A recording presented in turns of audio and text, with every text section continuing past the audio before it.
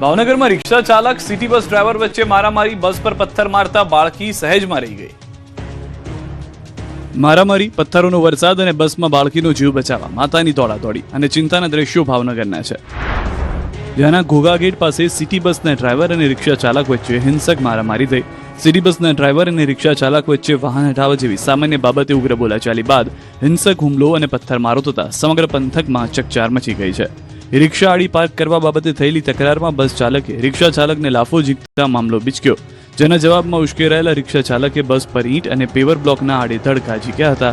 જેના કારણે બસના કાચ ધડાધડ તૂટી પડતા અંદર બેઠેલા મુસાફરોમાં ભારે ચીચાચીસ અને દોડધામ મચી ગઈ હતી. આ સમગ્ર ઘટના બસના સીસીટીવીમાં કેદ થઈ છે. જેમાં પથ્થરમારાની ઘટના વચ્ચે મહિલાઓની ચીસાચીસ બસના સીસીટીવીમાં કેદ થઈ. આ તરફ એક નાની બાળકીનો ચમત્કારિક આવાજ બચાવ થતો પણ સ્પષ્ટ જોઈ શકાય છે. સમગ્ર ઘટના પોલીસ ચોકીથી માત્ર 30 ફૂટના અંતરે મુખ્ય રોડ પર બની હોવાથી લોકોની સુરક્ષાને લઈને રોષ જોવા મળી રહ્યો છે. હાલ પોલીસે સીસીટીવીના આધારે ગુનો નોંધી કાયદેસરની તપાસ શરૂ કરી છે. જસદણમાં તોતિંગ વૃક્ષ કાર પર પડતા કાર સેન્ડવિચ બની.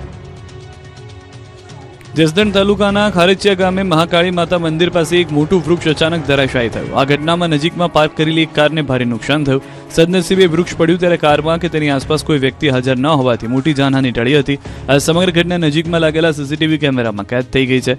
સીસીટીવી ફૂટેજમાં વૃક્ષ અચાનક ધરાશાયી થઈ કાર પર પડતું સ્પષ્ટપણે દેખાય છે. ત્યારે જ પાસે ઉભેલા લોકોમાં દોડધામ મચે છે. સ્થાનિક લોકોના મતે છેલ્લા કેટલાક દિવસોથી વિસ્તારમાં પવન અને હવામાનમાં ફેરફારને કારણે વૃક્ષ નબળું પડી ગયું હતું. આ ઘટનાને પગલે વિસ્તારમાં ચિંતા વ્યાપી છે. સ્થાનિક તંત્ર દ્વારા આવા જોખમી વૃક્ષની તપાસ કરી સમયસર કાર્યવાહી કરવાની માંગ ઉઠી છે. જો આ ઘટના થોડી ક્ષણો પહેલા કે પછી બની હોત તો મોટી દુર્ઘટના સર્જાઈ શકી હોત. વડોદરાના વડસરમાં ચોર બન્યા બેફામ, 5 ચોર એક સાથે મકાનમાં ઘૂસ્યા. વડોદરા શહેરમાં ચોર બેફામ બન્યા છે. પહેલા તો એકલ દુકલ ચોર ચોરી કરવા આવતા હતા.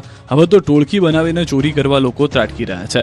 વડોદરા શહેરના વડસર વિસ્તારના ન્યૂ માંજલપુર રોડ પર શુભ એન્કલેવ ડી ટાવરના 2 મકાનોમાં ચોરોએ ચોરીને અંજામ આપ્યો.